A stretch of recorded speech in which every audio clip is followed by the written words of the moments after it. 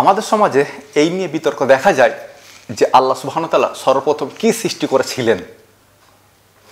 এই সম্পর্কে জাল-জয়ীফ হাদিসও রয়েছে, আবার সহিহ হাদিসও রয়েছে। আবার সহিহ হাদিসে দুই ধরনের মত দেখা যায়। সুতরাং আল্লাহ সুবহানাহু ওয়া তাআলা সর্বপ্রথম কি সৃষ্টি করেছেন, কলম নাকি আরশ? কখনো যদি আপনার মনে এই ধরনের প্রশ্ন এসে থাকে তাহলে এই ভিডিওটা আপনার জন্য।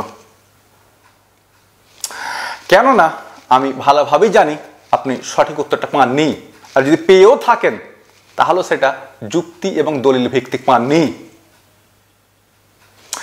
সুতরাং এখন এই ভিডিওটা মনোযোগ সহকারে দেখুন, আর যদি মনে হয় ভিডিওটা ইনফরমেটিভ, তথ্যবহুল, দিন এবং জাতির জন্য কল্যাণকর হতে পারে, যদি মনে হয় এই অর্থহীন বিতর্কটা থামাতে পারে যে আল্লাহ তাআলা সর্বপ্রথম কি সৃষ্টি করেছেন, তাহলে এই ভিডিওটা মনোযোগ সহকারে দেখার সঙ্গে সঙ্গে শেয়ার করার আবেদন এবং অনুরোধও থাকলো, আর শেয়ার করতেই থাকুন।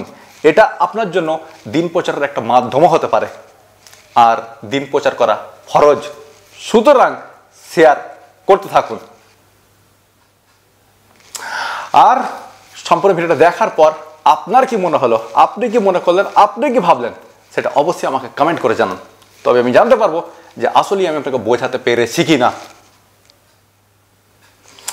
এছাড়াও যদি আপনার বা আপনাদের কোনো প্রশ্ন থাকে, খুবই কঠিন প্রশ্ন, মারাত্মক কঠিন প্রশ্ন, যে প্রশ্নটা কাউকে করতেও পাচ্ছেন না, প্রশ্নটার উত্তরও খুঁজে পাচ্ছেন না, এরকম প্রশ্ন থাকলে ভিডিওর কমেন্টে করে ফেলুন। ইনশাআল্লাহ আপনার প্রশ্নের উত্তর দেওয়া হবে।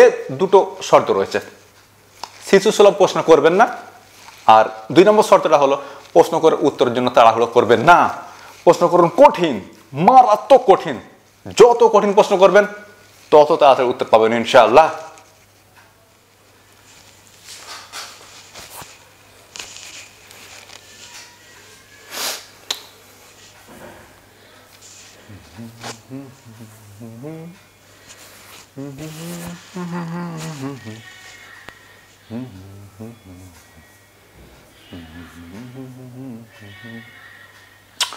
আসসালামু আলাইকুম।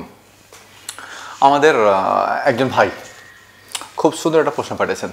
ভাই বলেছেন যে আল্লাহ সুবহানাহু ওয়া তাআলা সর্বপ্রথম কি সৃষ্টি করেছেন, মানে আল্লাহ সুবহানাহু ওয়া তাআলা সর্বপ্রথম সৃষ্টি কি। এই বিষয়ে বিভিন্ন মতভেদ দেখতে পাচ্ছি, এর মধ্যে সঠিকটা কোনটা? আসলে ভাই স্পেশাল কোনো মতভেদ নেই।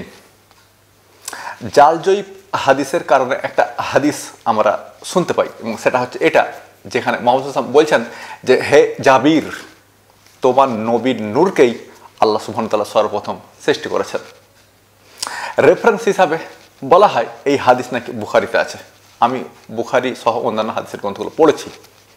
বুখারীতে দূরের কথা, পরিচিত কোন হাদিসের গ্রন্থেই এই হাদিস নেই। সম্পূর্ণ একটা গাঁজাখড়ি হাদিস, জাল এবং জয়ীফ হাদিস। যদি সহিহ হাদিসের কথা বলি তাহলে দুটো মত পাওয়া যায়। এর মধ্যে বুখারীর হাদিসকে উদ্ধৃতি করে একদল বলেন যে আল্লাহ সুবহানাহু ওয়া তাআলা সর্বপ্রথম সৃষ্টি করেছেন আরশ।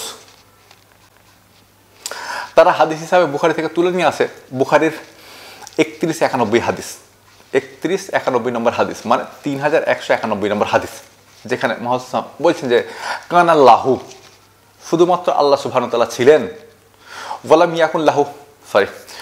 ইয়াকুন সাইয়্যান গায়রাহু, এবং তিনি ছাড়া আর কিছুই ছিল না। ওয়াকানা আরসাহু আলাল মা, তখন আরশ ছিল পানির উপর। তো এই হাদিসের ওপর ভর দিয়ে একদল বলেন যে আরশ হলো আল্লাহর প্রথম সৃষ্টি। আর একটা হাদিস রয়েছে, এটা রয়েছে তিরমিজিতে, আবু দাউদে এবং মুসনাদ আহমদে। এটা রয়েছে তিরমিজির হাদিস নাম্বার 2155, 2155 নম্বর হাদিস। এই হাদিস রিপিট হয়েছে আবু দাউদের হাদিস নাম্বার 4700-তে, যেখানে বলা হচ্ছে ইন্না আওয়ালা মা খালাকাল্লাহুল কালাম, নিশ্চয়ই আল্লাহ সুবহানাহু ওয়া তাআলা সর্বপ্রথম সৃষ্টি করেছেন কলম। এখানে বলে রাখার মতো বিষয় হলো এটা, কলম বলতে যে আমাদের মতো পেন, এটা জরুরি নয়। যা দিয়ে লেখা যায় সেই সমস্ত কিছুকে আরবিতে বলা হয় কলম। যেমন আমরা ছোটবেলায় পাথরের ওপরে ইট ঘষে ঘষে লিখতাম, তো এখানে ওই ইটটাও হলো কলম। কলম মানে পেন এটা জরুরি নয়। যা দিয়ে লেখা যায় এমন প্রত্যেকটা বস্তুই কলম।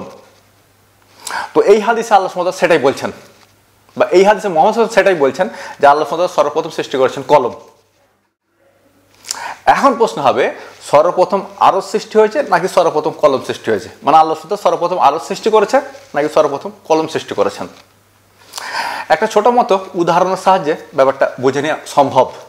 যে কীরকম, ধরুন আপনি একটা বাড়ি বানাতে চাইছেন, তো এখন আপনি কি করবেন? নিশ্চয়ই আপনি কিছু একটা প্ল্যান করবেন, মানে মস্তিষ্কে কিছু একটা প্ল্যান করবেন, কিছু একটা পরিকল্পনা করবেন, তারপর সেটাকে আপনি খাতায় এঁকে ফেলবেন। তার মানে কোনো কিছু বানানোর জন্য বা সৃষ্টি করার জন্য একটা পরিকল্পনা লাগে, একটা প্ল্যানিং লাগে, আর লাগে খাতা পেন। তাহলে লজিক্যালি সর্বপ্রথম আরও সৃষ্টি হয়নি, সর্বপ্রথম কলম সৃষ্টি হয়েছিল, কারণ তার লেখার কাজে ব্যবহার করা হবে। এটাকে আমাদের পরিভাষায় বলা হয় তাকদীর, যেটা মহাবিশ্ব সৃষ্টির 50,000 বছর পূর্বে আল্লাহ সুবহানাহু ওয়া তাআলা লিখে ফেলেছিলেন। তখন কিছু সৃষ্টি হয়নি, তখন আল্লাহ সুবহানাহু ওয়া তাআলা আমাদের তাকদীর লিখে ফেলেছিলেন, যেটাকে আমরা আমাদের পরিভাষায় বলে থাকি লৌহে মাহফুজ। এটা মহাবিশ্ব সৃষ্টির 50,000 বছর আগে হয়ে গিয়েছিল। তারপর মহাবিশ্ব সৃষ্টি হচ্ছে। পবিত্র কোরআনে এর সমর্থনা আয়াত রয়েছে। এটা রয়েছে পবিত্র কোরআনে 11 নম্বর সূরা, সূরা হুদ, 11 নম্বর সূরা হুদ আয়াত নম্বর 7 আল্লাহ সুবহানাহু ওয়া তাআলা বলছেন যে ওয়াল্লাযী খালাকাস সামাওয়াতি ওয়াল আরদ ফি সিত্তাতি আইয়াম ওয়া কানা আরশুহু আলাল মা। আল্লাহ হলেন তিনি যিনি মহাবিশ্ব সৃষ্টি করেছিলেন, আর মহাবিশ্ব সৃষ্টি করার সময় আরশ ছিল, আল্লাহর আরশ ছিল তরলের ওপর বা পানির ওপর। তাহলে ওই হাদিসে যে বলা হচ্ছে যে তখন কিছুই ছিল না, আল্লাহ সুবহানাহু ওয়া তাআলা ছিলেন, আর আরশ ছিল পানির ওপর, এটা মহাবিশ্ব সৃষ্টির সময়ের কথা বলা হচ্ছে। আর আমরা যে বলছি আল্লাহ সুবহানাহু ওয়া তাআলা সর্বপ্রথম কলম সৃষ্টি করেছেন, এটা মহাবিশ্ব সৃষ্টির 50,000 বছর আগের ঘটনা। আপনি বুঝতে পারছেন? তাহলে যুক্তি এবং বিশ্লেষণ অনুযায়ী আমরা দেখতে পেলাম যে আল্লাহ সুবহানাহু ওয়া তাআলা সর্বপ্রথম কলম সৃষ্টি করেছেন, কারণ পরিকল্পনাকে রূপ দেওয়ার জন্য কলমের প্রয়োজন হয়, খাতার প্রয়োজন হয়, যেমন আমরা বাড়ি বানানোর সময় করে থাকি। সুতরাং সর্বপ্রথম আরশ নয়, সর্বপ্রথম কলম সৃষ্টি হয়েছিল। আরশ যখন পানির উপরে ছিল, তারও 50,000 বছর পূর্বে আল্লাহ সুবহানাহু ওয়া তাআলা কলম এবং লৌহে মাহফুজ সৃষ্টি করেছেন সব কিছু লেখার জন্য, যেমনটা আমরা করে থাকি। সুতরাং লজিক্যালি এবং বিশ্লেষণের মাধ্যমে আমরা এই সিদ্ধান্তে পৌঁছেছি যে সর্বপ্রথম আল্লাহ সুবহানাহু ওয়া তাআলা কলম সৃষ্টি করেছেন, আরশ নয়। এখন আমার মনে হয় আপনি আপনার প্রশ্নের উত্তর পেয়ে গেছেন যে আগে কলম সৃষ্টি হয়েছে নাকি আগে আরশ সৃষ্টি হয়েছে।